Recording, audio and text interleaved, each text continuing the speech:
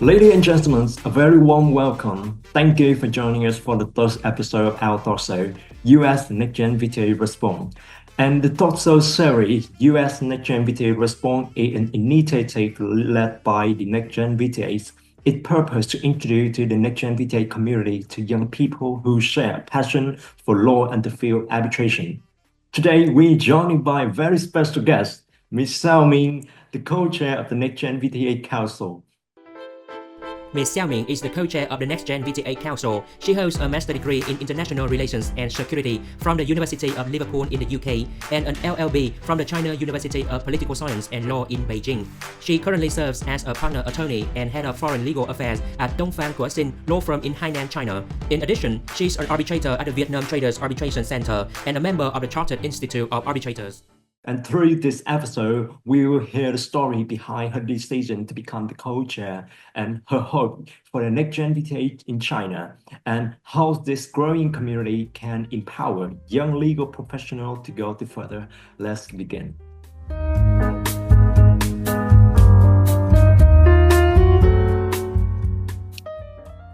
Ms. Xiaomin, thank you so much for joining us today. And let's start with a really classic opener. Can you tell us how you first found your way into law and what that specific moment or a person that inspired you? Thank you. It's wonderful to be on this talk show. Now, regarding your question, it really takes me back to my high school days. I've wanted to be a lawyer ever since then. Mostly because my dad once told me that his dream was to become either a lawyer or a doctor. Like many daughters, I was deeply influenced by my father. He ended up going to the best medical school in his area, but he still says he regret not chasing his other dream. So when it came time for my university entrance exam, I was set on choosing law.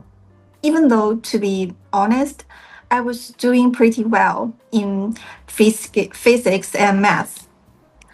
So later on, I got into the China University of Political Science and Law, widely considered the country's top law school. And that's where I met Professor Luo Xiang, my criminal law lecturer. Back in college, I was actually a huge fan of him. He is one of China's most respected criminal law scholars, known for packing thought-provoking ideas with a great sense of humor. From him, I learned that every lawyer needs a guiding faith, some kind of belief that can put you out of dark place when things get tough. That lesson really inspired with me. What a beautiful story. It's inspiring how the parent dream can, or a profession can shape the path that we take, right? So move to the next question. You are a part of the rising generation of legal professionals in China, multilingual, globally minded, and digitally native. So in your view, what makes your generation stand out from the previous one? That's a very interesting question. Compared to earlier generations, I think what truly sets ours apart is how we access and engage with legal knowledge.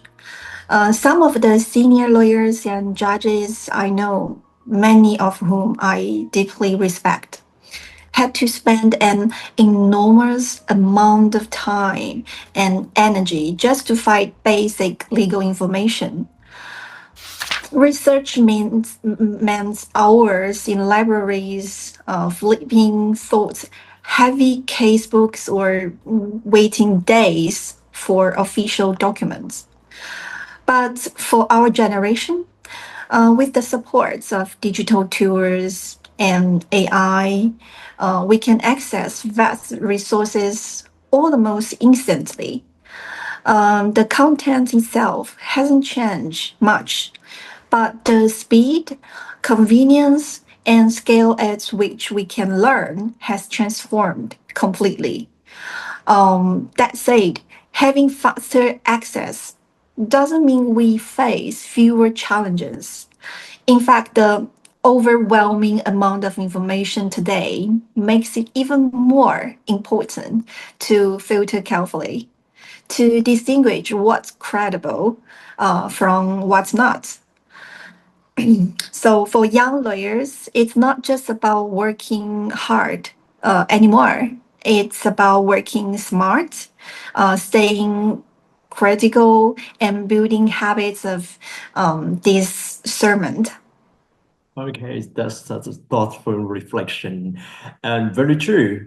And while the young generation may have more to and as your fingertip, you say it takes just as much discipline and like critical thinking to use them meaningfully.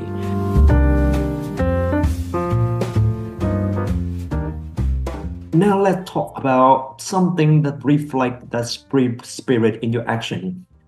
Your role at the co-chair of NextGen VTA Council.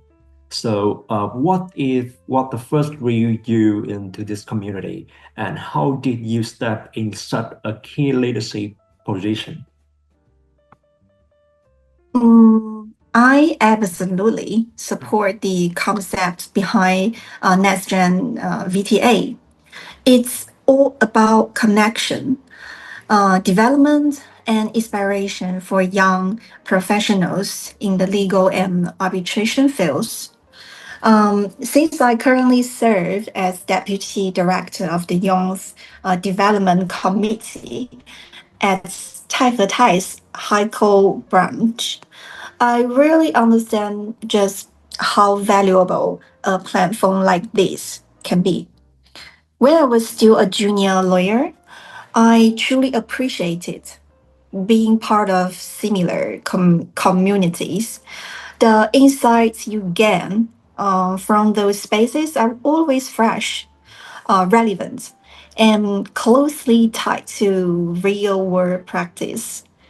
Getting involved in events or training programs designed specifically for young legal professionals can truly fast track your career. So when VTA offered me the chance to serve as co-chair of NextGen VTA, I say yes without hesitation.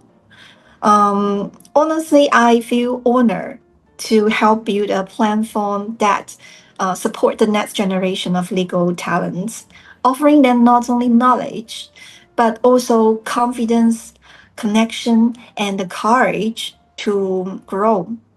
Okay, so you say yes right away, no hesitation at all? Yes, I was truly excited. Even though I was swamped by work and at the time, I reached out to VTA as soon as I got the invitation. I didn't want to miss the chance. Well, we can say that it sounds like you first sign in love with the nature material, right?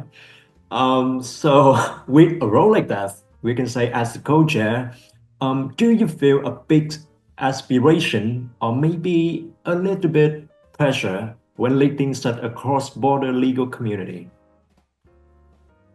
Well, as co-chair, I handle a lot of the day-to-day things like organizing events and projects, making sure everyone has the support and resources they need, and keeping communication flowing.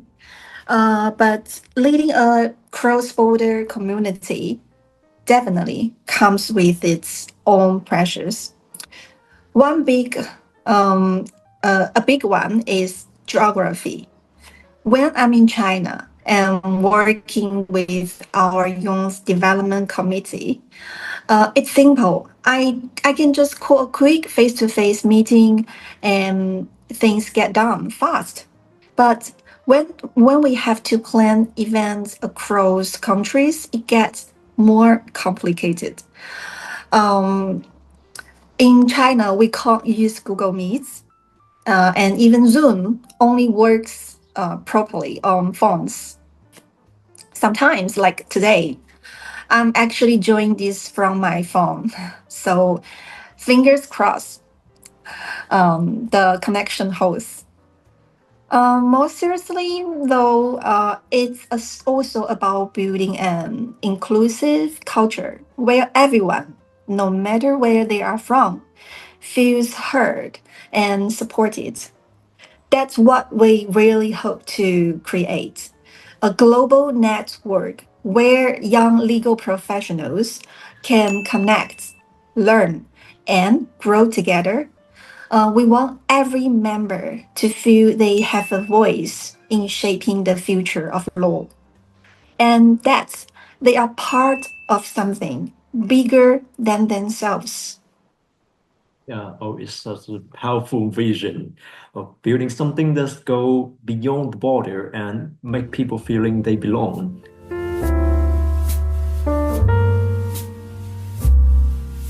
So now speaking of the connection of global growth, I would like to hear your thoughts about on how the legal system themselves evolving from where you stand and how are things changing in China, in Vietnam, especially in the international commercial arbitration.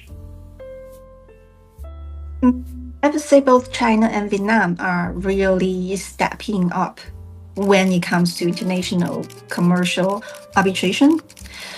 In China, for example, institutions like CIETAC, are updating their rules to be more in line with international standards. That fits well with the Belt and Road Initiative and the growing number of cross-border investment.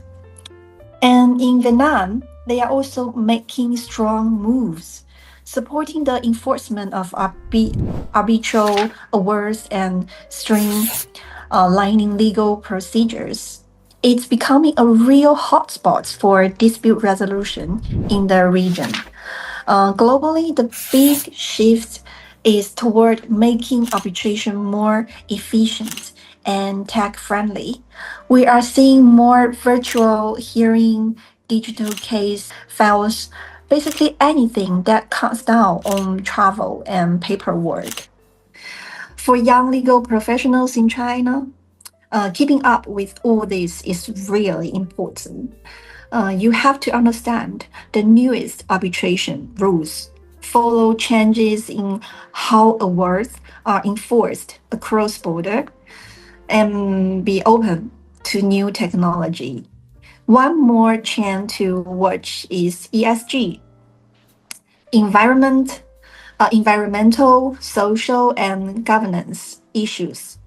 These are showing up more and more in arbitration cases. So it's becoming important to know how ESG factors are shaping the process. All in all, if you stay flexible, keep up with tech, and maintain a global mindset, you will be well prepared for this fast changing legal world. That's clear and inspiring and exciting, but also a bit overwhelming, especially for the young people trying to find their footing in such a fast-moving space. So, with all the change happening, I'm curious, how do you think the NextGen VTA can help the young legal professional in China grow, connect, and keep up with the evolving legal landscape? What do you think? I truly believe NextGen VTA is in a great position to help young Chinese lawyers expand their horizons and step into the international legal arena. From my own experience, what made the biggest difference was having access to mentors who had already walked that path, to real cross-border cases, and to networks that reach beyond our own country. If NextGen VTA can build mentorship programs that connect young Chinese lawyers and with experienced professionals in Vietnam or other part of Southeast Asia, that would be incredibly valuable. It would also help to join webinars or workshops on new topics like ESG or tech-driven dispute resolution. These give young lawyers direct exposure to the trends shaping global legal practice. And beyond all that, there's something really powerful about having a community. If NextGen VTA can create a space where Chinese lawyers feel safe to share challenges, celebrate success, and support each other, I think they will grow not just in skill, but also in confidence. In the end, it's all about giving the next generation the right tools, the right connections, and a strong environment to help them reach their full potential. Okay, I really think this is a thoughtful vision and really appreciate what you have just said. I mean, I will be the first one who raised my hand to come to China as a mentorship program if I can. And honestly, it makes me feel hopeful about what new community can become. It's clear that you are not just supporting young lawyer, you are helping to build something that could shape the future of the profession, right?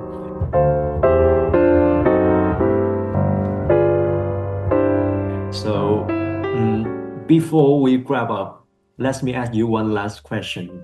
If there's one message that you would like to leave to the audience, the young legal profession, everyone listening here, what would it be?